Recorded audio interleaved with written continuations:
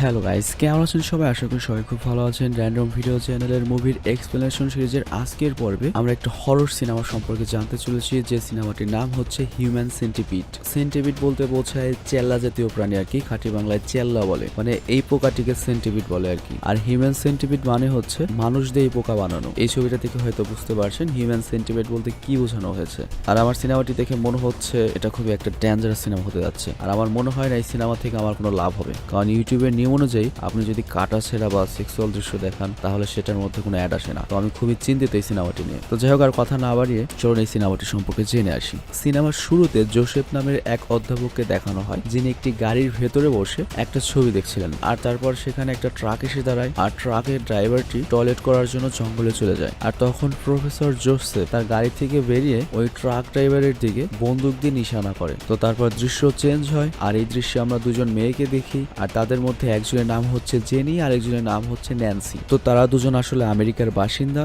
আর তারা ঘোরার উদ্দেশ্যে বা বেড়ানোর জন্য জার্মানিতে এসেছিলেন। আর তারপর তারা পার্টি করার জন্য একটি ক্লাবে যাওয়ার চিন্তা ভাবনা করেন, আর তারা পার্টির লোকেশনও ঠিক করছিলেন। তো তারা জার্মানিতে প্রথমবার এসেছিলেন বলে জার্মানি তারা খুব ভালো মতো চিনতেন না। তো তারা একটা ক্যাব ভাড়া করে রাতের বেলা পার্টিতে যাওয়ার জন্য বেরিয়ে পড়ে, কিন্তু তাদের সঠিক পার্টির লোকেশন জানা ছিল না। আর এখানে উল্লেখ্য, জার্মানিতে আপনি গাড়ি ভাড়া নিতে পারবেন কিন্তু ড্রাইভার পাবেন না, গাড়িটা ভাড়া করে আপনারা নিজেকেই চালাতে হবে। তো ওরাও সেরকমই করেছিল। তো ওরা ক্যাবটি ভাড়া করে ওরা নিজেরাই যাচ্ছিল ক্লাবে, কিন্তু জঙ্গলের মধ্যে ওই রাস্তায় তারা ক্লাবের এক্স্যাক্ট লোকেশনটা জানতো না, মানে কোথায় ক্লাব রয়েছে সেটা তারা জানতো না। তো এরপর তারা একসময় রাস্তা হারিয়ে ফেলে, আর তার উপর তাদের বড় বিপদ আসে যখন তাদের গাড়ির টায়ার পাংচার হয়ে যায়। তো তারা এরপর গাড়ি রিপেয়ারের জন্য কল দেয়, কিন্তু কেউ তাদের ফোন পিক করে না বা এত রাতে কেউ আসতে চায় না। আর এদিকে তারা দুজন মেয়ে মানুষ মাঝরাতে আরেক দেশের একটা জঙ্গলে এসে আটকা পড়েছে। তো তারা খুবই ভয় পেয়ে যায়, আর তখন তারা সিদ্ধান্ত নেয় গাড়ির ভেতরে থাকাই হয়তো বেশি নিরাপদ হবে। আর রাস্তা দিয়ে যদি কোনো গাড়ি আসে তাদের কাছ থেকে সাহায্য নেওয়ার কথা ভাবে। তো কিছুক্ষণ পর সেখানে একটা গাড়ি দেখা যায়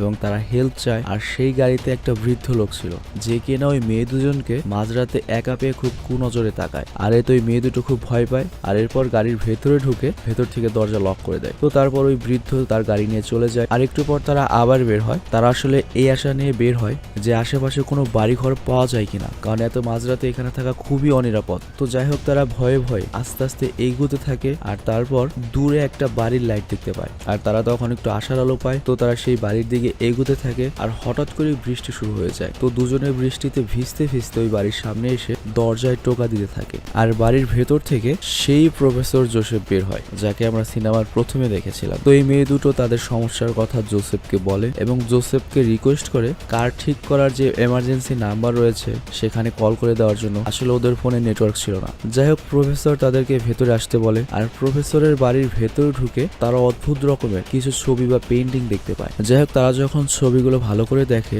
তখন তারা বুঝতে পারে যে এগুলো খুবই ভয়ঙ্কর বা ডিস্টার্বিং বা বাজে কিছু ইঙ্গিত করছে। তো তারপর জোসেফ তাদের বলে, তোমরা কারা? তখন মেয়ে দুটো বলে, আমরা আমেরিকায় থাকি আর জার্মানিতে ঘুরতে এসেছি। তো এরপর মেয়ে দুটো আবারও প্রফেসরকে রিকোয়েস্ট করে যে এমার্জেন্সি নাম্বারে একটা কল দেওয়ার জন্য, কিন্তু প্রফেসর তাদের কথা ইগনোর করে এবং আবারও প্রশ্ন করে, তোমরা দুজন কি আত্মীয়? তখন মেয়ে দুটো বলে, না, আমরা খুব ভালো বন্ধু। তো এরপর জোসেফ পানি আনার জন্য রান্নাঘরে যায়, আর যাওয়ার সময় কানে ফোন দিয়ে একটা ফোন করার নাটকও করে, যা দেখে ন্যান্সি ও জেনির মনে হয় হয়তো জোসেফ কার রিপেয়ারিং এ কল দিয়েছে। তো এরপর আমরা দেখি জোসেফ পানির মধ্যে অজ্ঞান হবার মেডিসিন মিশিয়ে দেয়, আর পানি দেওয়ার পর ন্যান্সি পুরো গ্লাসের পানি খেয়ে ফেলে, কিন্তু জেনির হাত থেকে গ্লাসটি নিচে পড়ে ভেঙে যায়, যা দেখে জোসেফ অনেক রেগে যায়, আর পানি মোছার জন্য নিচে তোয়ালে বা টাওয়েল আনার জন্য চায়। তো আমরা দেখি জোসেফ নিচে এসে টাওয়েল বা তোয়ালে না নিয়ে একটা ইনজেকশন রেডি করছে, আর ওপরে কিন্তু ন্যান্সি অলরেডি অজ্ঞান হওয়া শুরু করে দিয়েছে, কিন্তু জেনি যেহেতু পানি খায়নি ওর কোনো কিছু হয়নি। যাই হোক, প্রফেসর যখন উপরে আসে জেনি তখন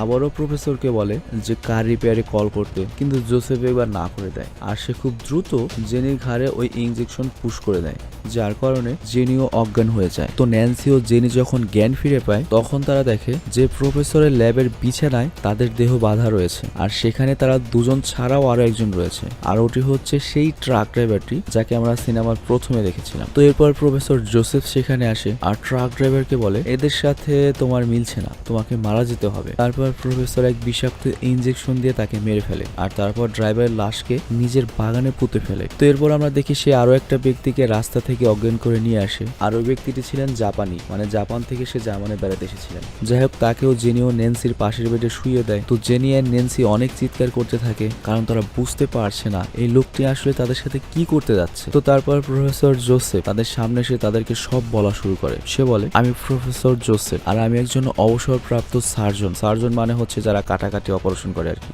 এছাড়া সে এও বলে, আমি এক সময় ডক্টর ছিলাম। তো যাই হোক, সে ছিল একজন পাগল ডাক্তার এবং সে একই রকম প্রাণীদের জোড়া লাগিয়ে একটা মানুষ সেন্টিপিড বা মানুষ বানানো রাজগবি কাজ করতে যেত। যেমন এর আগে সে 3টি কুকুরকে অপারেশন করে একটাকে আরেকটার পেছনে জোড়া লাগিয়ে দিয়েছিল। তো জোসেফ এখন ওই 3জনকে বলে সে এখন এই 3জনের ওপর এই কাজটি করবে, মানে এই 3জনকেও জোড়া লাগিয়ে দেবে, কারণ তাদের স্কিনের টিস্যু একে অন্যের সাথে মিলেছে। তো তারপর প্রফেসর তাদের কি অপারেশন করবে সে সম্পর্কে বলা শুরু করে, আর যেটা শুনে আমি নিজেই ভয় পেয়ে গিয়েছি।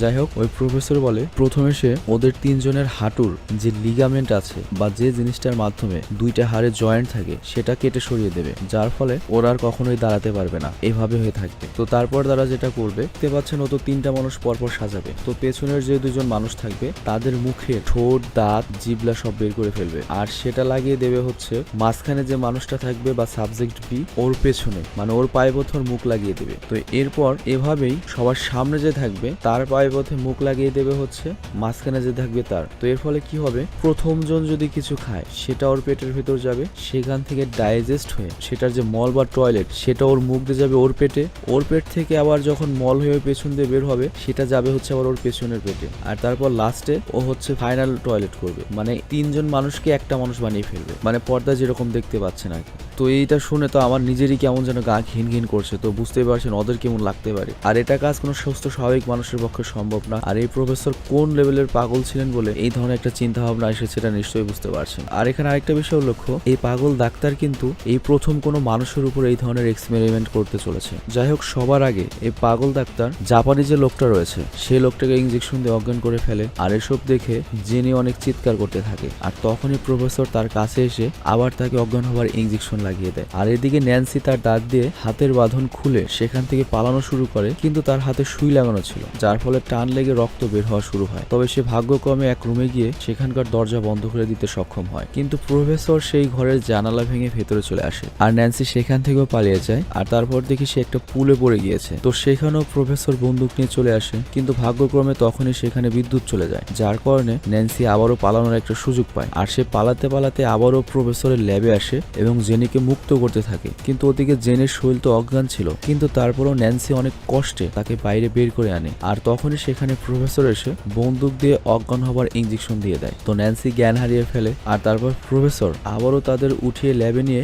বেডের সাথে বেঁধে অপারেশন শুরু করে দেয়। তো সবার আগে হাঁটুর লিগামেন্ট বের করে, তারপর দাঁত বের করে, তারপর মার্কার পেন দিয়ে শরীরে বিভিন্ন জায়গায় চিহ্ন করে কি করতে হবে, তারপর সেই চিহ্নিত জায়গাগুলোর চামড়া কেটে ফেলে। অনেক সময় ধরে অপারেশন চলে। যাই হোক, এই দৃশ্যগুলো ভিডিওতে অ্যাড করা যাবে না, কারণ এই দৃশ্যগুলো যদি আমরা অ্যাড করি তাহলে ভিডিওটা নষ্ট হয়ে যাবে। এটা আপনি সিনেমা থেকে দেখে নিন, আমি ট্রাই করবো এটার সিনেমা লিঙ্ক দিতে। যাই হোক, অপারেশন শেষ হয়েছে, আর তার কিছুদিন পর আমাদের দেখানো হয় প্রফেসর জোসেফ ড্রিঙ্কস করছিল, আর তার সামনে তার বানানো হিউম্যান সেন্টিপিড বা মানুষ চেল্লা তার সামনে রয়েছে। তো ওই 3জনের ক্ষত এখনো ঠিক মতো শোকায়নি, আর তাদের এমন ভাবে সাজানো হয়েছিল, সবার আগে ওই জাপানি ব্যক্তি, তার মাঝে ন্যান্সি, আর সবার শেষে জেনি। আর জেনি যেহেতু সবার শেষে ছিল, তো সেন্টিপিড বা চেল্লা বা পোকার যেরকম শেষে একটা লেজ থাকে সেরকম একটা লেজ দেওয়া হয়েছিল। যাই হোক, আপনি বুঝতেই পারছেন তাদের কি ধরনের যন্ত্রণা হতে পারে বা কেমন লাগতে পারে। কিন্তু প্রফেসর তাদের দাঁড়া করিয়ে ছবি তুলছিলেন এবং আনন্দ নিচ্ছিলেন। আর তারপর সে ওই 3জনকে আয়নায় দেখায়, আর 3জনই তাদের এমন অবস্থা দেখে কান্না করতে থাকে। আর প্রফেসর তাদেরকে খাঁচার মধ্যে আটকিয়ে রাখে, আর তাদের সাথে জানোয়ারের মতো ব্যবহার করতে থাকে। আর সে জাপানি ওই ব্যক্তিকে ঠিক সেভাবেই খাবার দেয় যেভাবে একটা কুকুরকে দেওয়া হয়, আর ওদের সাথে কুকুরের মতো আচরণ করা হতো, মানে ওদের নিয়ে বাইরে দাঁড়িয়ে থাকা এরকম একটা কিছু। যাই হোক, জাপানি ব্যক্তিটির যখন টয়লেটে যাওয়ার প্রয়োজন হয় তার তখন কিছু করার ছিল না, তার সকল মলমূত্র ন্যান্সির মুখে চলে যেত, আর ন্যান্সিকে সেটা খেতে হতো, যা ভাবতে আমার বমি আসছে। যাই হোক, প্রফেসর তাদের চেক আপ করে এবং চেক আপ করে দেখতে পায় জাপানির ওই ব্যক্তিটি সুস্থ রয়েছে, কিন্তু ন্যান্সির ডাইজেস্ট সিস্টেম বা ন্যান্সির পেট নষ্ট হয়ে যাচ্ছিল, কারণ ন্যান্সি ওই ব্যক্তির মলমূত্র হজম করতে পারছিল না বা পেটে কাজ করছিল না। এর সাথে সবার লাস্টে যে জেনি রয়েছে সে কোনো শক্তি বা খাবারই পাচ্ছিল না, কারণ তার কাছে কোনো খাবারই পৌঁছায়নি, আর তার ক্ষত এখনো তাজা ছিল, আর তাকে দেখে এমন মনে হচ্ছিল সে খুব দ্রুত মারা যাবে। তো প্রফেসর যখন ভাবে জেনি খুব দ্রুত মারা যেতে পারে, তখন সে তার জায়গা চেঞ্জ করার কথা ভাবে, আর ঠিক তখনই দরজায় নক হয় এবং সে দেখে দরজায় 2জন পুলিশ এসেছে। আর পুলিশ সেখানে জেনি এবং ন্যান্সিকে খোঁজার জন্য এসেছিল, কারণ ন্যান্সি আর জেনি অনেকদিন ধরে নিখোঁজ রয়েছে, আর তাদের গাড়িটি এখানেই পাওয়া গিয়েছে। তো প্রফেসর তাদের বলে, আমি একজন ডাক্তার, আমি আমার কাজে অনেক ব্যস্ত থাকি, বাইরে যাওয়ার সময় পাই না, আর আমি ওই মেয়েদের ব্যাপারে কিছুই জানি না। তো তিনি পুলিশ অফিসারদের ড্রিঙ্ক করার অফার করেন, তবে পুলিশ অফিসার বলে কফি পান করব, কিন্তু ডক্টর বলেন কফি তো নেই, তোমরা শুধু পানি পাবে। তো পুলিশ এই কারণেই তাকে সন্দেহের চোখে দেখা শুরু করে, মানে ওকে পানি পান করানোর এত আগ্রহ বিষয়টি পুলিশদের একটু খারাপ লেগেছে। মানে বুঝুন তো, পুলিশ তো আর সাধারণ মানুষ না। যাই হোক, তারপর প্রফেসর তাদের জন্য পানিতে ড্রাগ মিশিয়ে নিয়ে আসে, আর পুলিশ তাকে বলে তোমার বাড়িতে ওই মেয়েদের আওয়াজ শুনতে পাওয়া গিয়েছে, আর এছাড়াও একটা ট্রাকও পাওয়া গিয়েছে তোমার বাড়ির আশেপাশে, যেটা ড্রাইভার আজও খুঁজে পাওয়া যায়নি। তো সে জোরে চিৎকার করে পানি পান করতে বলে, আর একজন পুলিশ সেই গ্লাস ফেলে দেয়। আর এখানেও জোসেফ আবার তোয়েলা আনার কথা বলে ইনজেকশন নিতে যায়, যাতে করে সেই ইনজেকশন দিয়ে তাদের অজ্ঞান করতে পারে, কিন্তু এবার পুলিশের সামনে সে ধরা পড়ে যায়। তখন প্রফেসর তাদের বলে আপনারা কোনো প্রমাণ ছাড়া আমাকে বিরক্ত করতে পারেন না, আর কোনো ওয়ারেন্ট ছাড়া আমাকে দোষারোপ করা যাবে না। তো এর ফলে পুলিশ ওয়ারেন্ট নিতে চলে যায়। তারপর প্রফেসর তার ল্যাবে আসে, কিন্তু সেখানে তার সেন্টিমেট দেখতে পায় না, কারণ তারা লুকিয়েছিল। তো প্রফেসর যখন ওদের না দেখে ওদের কাছে আসে,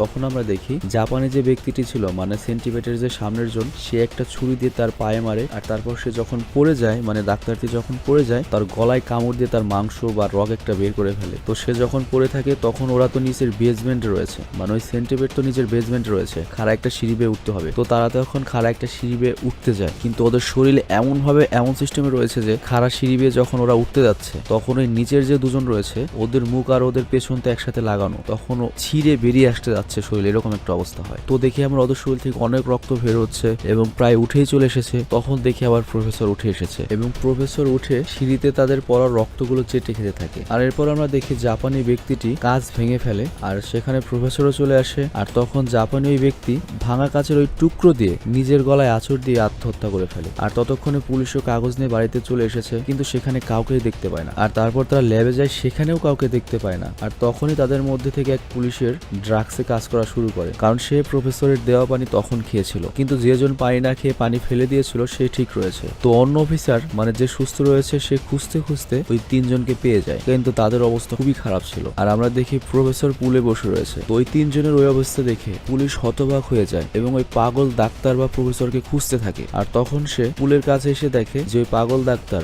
একজন পুলিশকে, মানে তার বন্ধুকে অলরেডি মেরে ফেলেছে, আর তারপর তার উপর ওই পাগল ডাক্তার গুলি করে ফেলে। আর পুলিশ যখন বুঝতে পারে সে মারা যাচ্ছে, তখন সে পাগল ডাক্তারের মাথায় গুলি করে ওই পাগল ডাক্তারকে মেরে ফেলে। তো এর ফলে ওই পুলিশও মারা যায়, ওই ডাক্তারও মারা যায়, আর জাপানি ব্যক্তি তো মারা গিয়েছেই। আর এখন বাকি রয়েছে শুধুমাত্র ন্যান্সি আর জেনি, মানে ওই প্রফেসরের তৈরি সেই সেন্টিমেটের লাস্টের দুটো অংশ। আর এখানেই সিনেমাটি শেষ হয়ে যায়। তো তার মানে এটা হলো জেনি আর ন্যান্সি সেখান থেকে উদ্ধার হয়নি, এবং ওরা আস্তে আস্তে খাদ্যের অভাবে এই বিভৎসভাবে সেখানে মারা যাবে। তো এই জঘন্য সিনেমাটি দেখে আমার জাস্ট কিছু বলার নেই সম্পর্কে, আমি কিছু বলতে চাই না। তো এই পাগল ডাক্তারকে আপনি হলে কি শাস্তি দিতেন, বা এই পাগল ডাক্তারকে আপনি যদি পেতেন, ওকে কি ধরনের শাস্তি দেওয়া উচিত ছিল, সেটা কমেন্টে অবশ্যই জানাবেন।